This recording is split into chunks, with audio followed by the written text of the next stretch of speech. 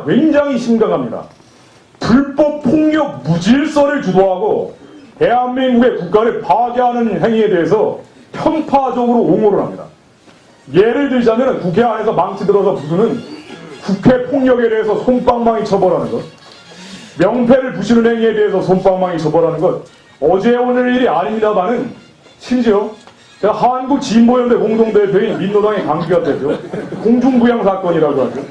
지난해 국회 안에서 저렇게 붕붕 날아다니면서 국회 사무총장실에 들어가서 공무집행을 방해하고 국회 경위를 폭행하고 시설물 이 모든 피해를 나왔더니 3,423만 원어치 피해가 나왔어요.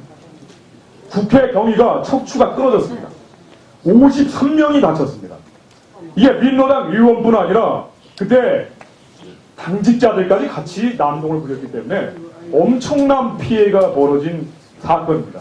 현장을 한번 보시죠. 여기에 대해서 강기갑 대표가 자기 상임위 사건이 아닌 다른 상임위 사건을 가지고 국회 사무총장실에 들어가서 항의를 하는 거예요.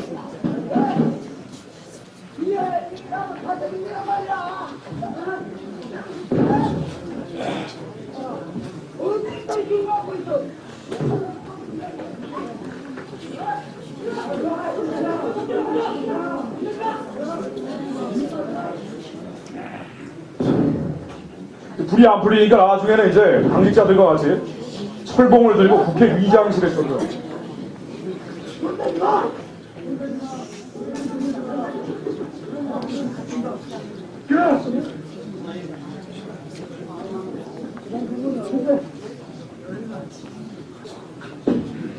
국회 문을 부시기 시작하는데 이 시간이 좀 많이 들기 때문에 제가 넘어가겠습니다. 여기에 대해서 이 강기갑 위원 이후에도 국회 안에서 폭력을 계속 행사합니다. 달라지지 않고 계속합니다. 그런데 결과적으로 대한민국 국회를 세계 폭력 1위, 세계 국회 폭력 1위로 올리는데 결정적인 역할을 하는데 여기에 대해서 탁자를 부시고 경위를 폭행하고 사무총장실에 난입해서 공무집행 방해한 거에 대해서 무죄를 선고한 근거를 보면 이래요. 감정을 절제하지 못할 정도로 격앙된 상태에서 있기 때문에 무죄라는 극도의 흥분 상태에서 한 거기 때문에 무죄기래요. 매우 어수선한 상황에서 있고 항의 의사를 표현하기 위한 경우이기 때문에 판사가 무죄 판결을 내리는데 이 판사님을 드립니다. 이러한 판결이 계속 나오고 있다는 데 심각성이 있습니다. 대한민국에서 경찰을 폭행한 사람들에 대해서 솜방망이 처벌을 하는 게 아니라 면죄부를 부여합니다. 판사들이. 왜 그러느냐? 민노총 민노당 전교조가 사실은 주체인데 판사 검사들도 겁을 먹어요. 이 나중에 판결 잘못 내리면은 판사 집 앞까지 와가지고 뺑판해 버립니다. 겁이 나는 거예요. 공권력이 지금 다 도망다닙니다. 2008년에 촛불남동 때 경찰이 500명 넘게 나타났는데 100명 입건했어요. 이거 가지고 공안정국 구성됐다 그럽니다. 처벌받은 내용을 보면은 다 300만 원 미만의 벌금입니다. 지금 감옥에 있는 사람이 없어요. 경찰을 저렇게 팼는데. 감옥에 잠깐 들어간 사람은 열렬국민이라는 단체를 만들어가지고 경찰한테 염산병 집어던진 사람 딱 6명. 이 사람 한 3개월씩 사회다 나옵니다. 이후에 이 촛불남동 기간에 경찰차에 불 지른 사람 무죄입니다. 예비군복 입고 경찰 무장에 대해서 끌고 다니는 친구들도 무죄입니다. 파이프로 경찰 때려도 무죄고요. 소화기로 경찰 얼굴을 가격해도 무죄입니다. 망치남이라고 하죠. 굉장히 많았습니다. 이런 사람들 다 무죄로 끌려납니다. 방패로 경찰 찍어도 무죄고요. 쇠구슬 경찰한테 날려도 무죄, 여경 얼굴을 때려도 무죄, 흉기로 찍어도 무죄, 물총 아닙니다. 까나리 액체 식초 넣어가지고 경찰들 눈에다 뿌려대도 무죄, 신나를 경찰들 몸에다가 던져도 무죄입니다. 이러다 보니까 불법 폭력, 무질서, 친북 좌파 행위에 대해서 미온적인 게 아니라 솜방망이 처벌도 아니라 면죄부를 부여하다 보니까 국가보안법을 위반한 반국가 행위자에 대해서는 어떠냐? 바로 얼마 전에 이런 사건이 있었죠. 이게 뭐 한두 가지가 아니지만 최근에 있는 사건 하나만 설명하겠습니다. 2005년 5월 28일 전북 순창 회문산 빨지산 유격지입니다. 남녘 통일애국열사 추모제라고 있었습니다. 빨지산의 통일애국열사다라고 하면서 추모하는 행사에 전교조 교사가 그 제자들과 학부모 150명을 데리고 가서 참가했어요. 참가해서 빨지산의 통일애국열사라고 추모를 하는데 이때 나온 주장들을 보면은 이 빨치산 출신들이 이런 주장을 합니다. 죽은 동지들은 외세를 반대해서 투쟁했다. 해방 60돌, 당 창건 60돌, 당은 조선노동당입니다. 6.15 5돌인 올해 우리는 손에 손을 잡고 북으로 간다. 통일은 다 됐다. 제국주의 양키롱은 한 놈도 남김없이 섬멸하자. 이게 학생들과 교사가 외쳤던 구호예요. 제국주의 양키롱은 한 놈도 남김없이 섬멸하자. 미국과 이승만 괴뢰 정부를 끝까지 타도하자. 현 정권을 타도하자 이겁니다. 이 학생들은 이렇게 주장합니다. 미국의 이라크 전쟁에 반대해서 반전 배지를 전국에 배포했습니다. 전쟁 없는 세상은 통일된 나라고 이런 나라를 만들자는 생각에서 외세를 몰아내기 위해서 미군 철수를 위해서 이 자리에 섰습니다. 라고 학생들이 주장합니다. 뿐만 아니라 이 교사는, 이 전교조 교사는 주체 철학은 독창적인 혁명 철학이다.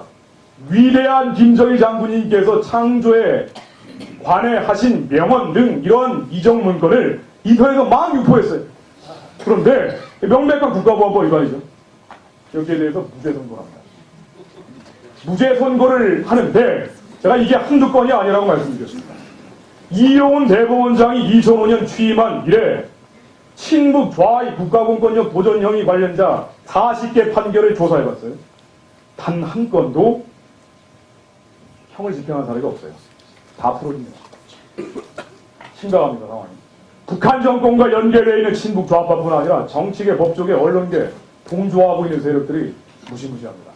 문화계, 학계, 거대한 권력을 형성하고 있는데 이들이 주장하는 연방제 통일이 왜 심각하냐? 이거는 평화적으로 적화되는 게 아니라 무력으로 적화한다는 개념이 북한의 주장에 들어가 있기 때문에 그렇습니다. 김일성이 그 얘기를 했어요. 연방제를 만들기 전에 김일성이 뭐라고 얘기했느냐? 대한민국의 결정적 시기에 총공격을 해라. 무력으로 남침을 하는데 결정적 시기는 전국적인 총파업과 도처에서 무장봉기가 발생할 때다. 예전에 간첩 활동을 했던 윤상환 씨라는 분입니다. 물론 전향하셨어요. 그런데 내가 옛날에 연방제 선동을 할 때도 그렇고 다음에 북한을 연구해도 그런데 연방제 여러분들 6.15 14선은 착각하지 마라. 그거는 미군 내보내기 위한 과도기다라고 얘기를 해요. 남한에서 폭동을 일으킨 다음에 무력으로 공격을 하기 위해 연방제를 한대요. 북한의 일관된 대남 노선은 그래서 간단히 정리하면 이렇습니다. 대한민국을 엉망진창으로 만드는 게 첫 번째. 불법 폭력 무질서가 만연하게 만든 후에 무력으로 끝을 내는데 이거를 하기에 대한민국에 안보의식 같은 게 있으면 안 되니까 무장해제를 시켜야 돼요. 이 과정이 연방제입니다.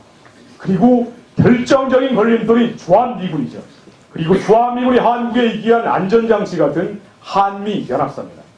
그래서 이 한미연합사가 있으면은 전쟁 때 자동 개입을 할 수 있지만 없으면 주한미군이 있어도 자동 개입을 못하죠. 주한미군 철수해라, 한미연합사 해제해라 이거를 30년 동안 60년 동안 북한의 모든 대남 노선의 첫 번째로 주장한 이유가 여기 있습니다. 적어도 북한 주장에 따르면. 그런데 지난 정부 때 한미연합사에 때는 결정했죠. 북한이 무력으로 전쟁 통일하기 위한 결정적 걸림돌 중에 한 가지가 전시작전 통제권 환수라는 이름으로 해결됐습니다.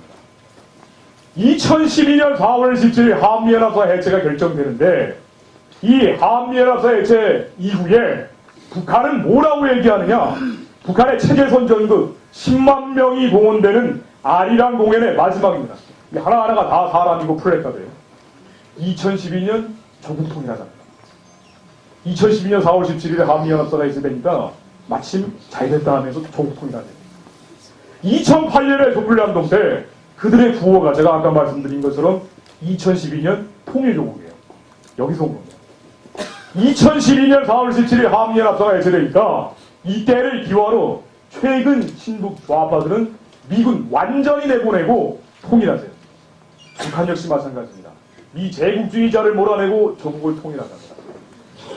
말씀을 정리하겠습니다. 시간이 더 있으면 제가 이 위기와 기획이